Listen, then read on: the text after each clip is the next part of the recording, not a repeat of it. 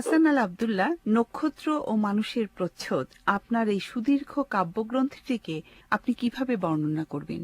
নক্ষত্র মানুষের প্রচ্ছদ আপনি ইতিমধ্যে বলেছেন সুদীর্ঘ, হ্যাঁ, প্রায় 12 বছরের কাজ।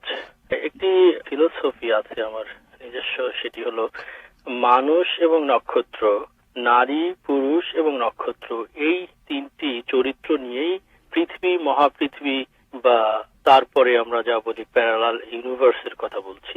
যখন আমরা প্রশ্ন করি আমরা কোত্থেকে এসেছি, কোথায় যাব, নক্ষত্র কি, একটু যদি বিজ্ঞানের আলোকে দেখি তখন কিন্তু বুঝতে পারছি যে আমরা এই মহাবিশ্বে, এই পৃথিবী ধূলিকণা থেকে ক্ষুদ্র। অর্থাৎ এই গ্রন্থের কবিতার প্রধান চরিত্রগুলো, তাদের নাম, পরিবেশ, বিজ্ঞান, মহাকাশ সবই আপনি এনেছেন সচেতনভাবে। এই ধরনের একটি কাব্যগ্রন্থ রচনার কাজে হাত দেওয়ার আগ্রহ কেন হলো আপনার? কেবলই নতুন কিছু লেখার ভাবনায়, নাকি আরো কোনো ইচ্ছা বোধ তাড়িত করেছে আপনাকে? আসলে আমি 90 দশকের শুরুর দিকে কিছু বই পেয়ে যাই, যেমন ধরুন কাজানাত জাকিসের একটি বই, তারপরে পেয়ে যাই ডেরেক ওলকটের ওমারাস, বা এই ধরনের আরো যেসব বই হয়েছে, ধরুন আমরা যদি ক্যান্টোসের কথা বলি বা ক্যাডিসের কথা বলি, আমি অনেক সময় নিজেকে প্রশ্ন করেছি যে বাঙালি কবিরা কেন এরকম বড় কাজে হাত দিচ্ছে না। আবার উত্তরাধুনিক একটি সময়ের মধ্যে আমরা বসবাস করছি, এই সময়টিতে এরকম একটি কাজ করতে গেলে যে ভাষা, যে শৈলীর দরকার, এগুলি কি উত্তরাধুনিক সময় আমাকে দিতে পারছে কিনা। অবশ্য এটা চিন্তা করিনি যে কোথায় যে শেষ করব।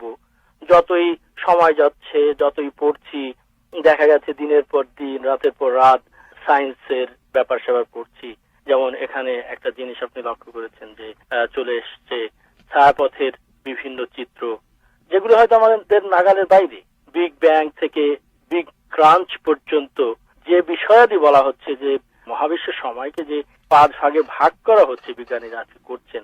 এবং আজকে যে চিন্তাটি এসছে যে পৃথিবী শুধু একটি নয়, ধরুন আমাদের গ্যালাক্সি এক পাশ থেকে অন্য পাশে যেতে প্রায় 1000 আলোক বর্ষ লেগে যায়। এই ব্যাপারগুলি যখন চরিত্রের আকারে ধরা হলো, তখন কিন্তু বিষয়টি একদিকে আমাকে মনে রাখতে হয়েছে কবিতা, অন্যদিকে একটি সময়, আবার মনে রাখতে হয়েছে যে আজকাল সেই ক্লাসিক্যাল এপিকের যুগ কিন্তু নেই। তো সবকিছু বিবেচনা করে এগিয়ে যেতে হয়েছে এবং কাটাছাটা করেছি অনেক। আপনার এই কাব্যগ্রন্থটি আপনি উৎসর্গ করেছেন বাংলা ভাষার 3 জন বিশিষ্ট কবিকে। এরা 3 জন কেন? আর কেউ তো হতে পারতেন।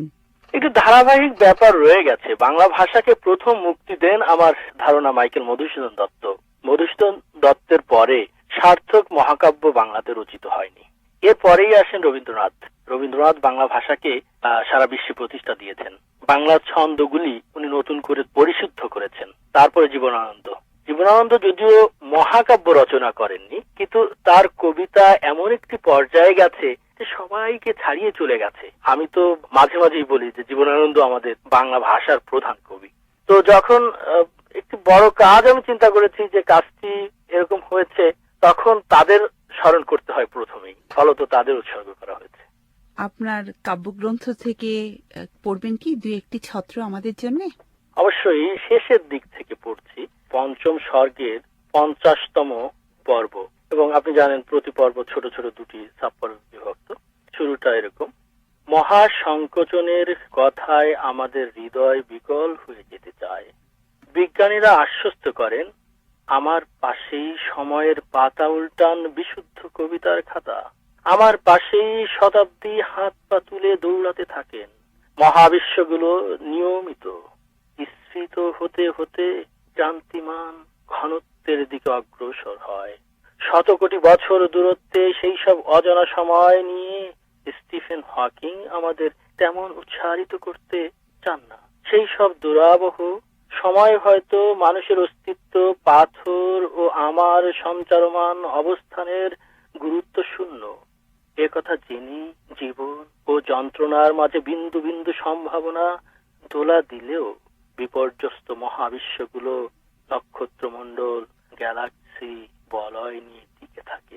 এইভাবে শুরু থেকে শেষ পর্যন্ত আমি একটা জিনিস চিন্তা করেছি যে দৈনন্দিন জীবনের সাথে বিজ্ঞান এবং মহাবিশ্বের চলমানতা কিভাবে জড়িত সেটি তুলে আনার চিন্তা এখানে ছিল, এবং আমি জানি না কতদূর সফল হয়েছে, হয়তোবা। আপনাকে অনেক ধন্যবাদ হাসান আল আব্দুল্লাহ। ধন্যবাদ সবাইকে।